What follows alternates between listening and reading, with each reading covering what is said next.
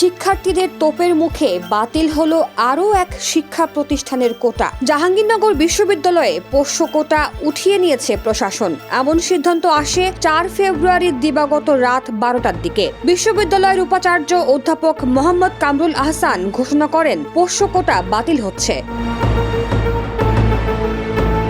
বিশ্ববিদ্যালয়ের রেজিস্ট্রার কার্যালয়ের তথ্য বলছে, প্রতি বছর নির্ধারিত 180 আসনের বাইরে বিশ্ববিদ্যালয়ের শিক্ষক ও কর্মকর্তা কর্মচারীদের সন্তান ভাই বোনেরা পোষ্য কোটার আওতায় ভর্তির সুযোগ পেতেন। ভর্তি পরীক্ষায় ন্যূনতম নাম্বার পেয়ে পাশ করলেই তারা পছন্দ মতো বিভাগে ভর্তি হতে পারতেন। পোষ্য কোটায় গত 2022-23 শিক্ষাবর্ষে 56 ও 2021-22 শিক্ষাবর্ষে 54 জন ভর্তি হন।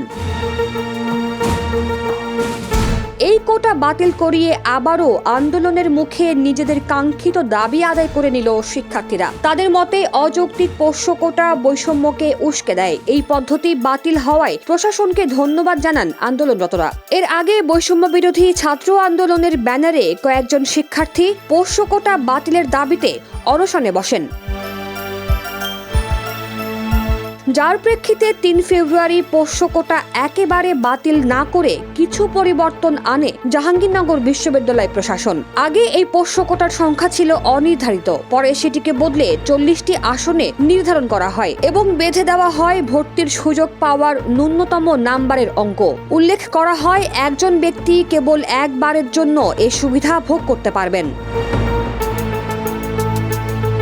এই পরিবর্তনের ঘোষণা মেনে নিয়েছিলেন শিক্ষার্থীরা, কিন্তু বাদ সাধেন কর্মকর্তা কর্মচারীরা। তারা নতুন করে বিক্ষোভ শুরু করেন পোষ্য কোটা আগের পদ্ধতিতে বহালের দাবিতে। 4 ফেব্রুয়ারি সকাল থেকে বিক্ষোভ মিছিল করেন তারা। পোষ্য কোটা বাতিল করো লেখা সংবলিত শিক্ষার্থীদের পোস্টার ছেঁড়াকে কেন্দ্র করে প্রতিবাদ জানান শিক্ষার্থীরাও। এতে শিক্ষার্থী কর্মকর্তা কর্মচারীদের মধ্যে উত্তেজনাকর পরিস্থিতি সৃষ্টি হয়। নতুন পোষ্য কোটার সংস্কার শিক্ষার্থীরা এর আগে মেনে নিলেও ক্ষোভের মুখে পুরোপুরি বাতিলের দাবি তোলেন তারা। 4 ফেব্রুয়ারি বেলা 2:30টার দিকে 2 শতাধিক শিক্ষার্থী মিছিল নিয়ে প্রশাসনিক ভবনের ফটকে তালা ঝুলিয়ে দেন। পরে বিকেল 4:30টার দিকে বিশ্ববিদ্যালয়ের উপাচার্য বিক্ষোভকারী শিক্ষার্থীদের সঙ্গে কথা বলেন।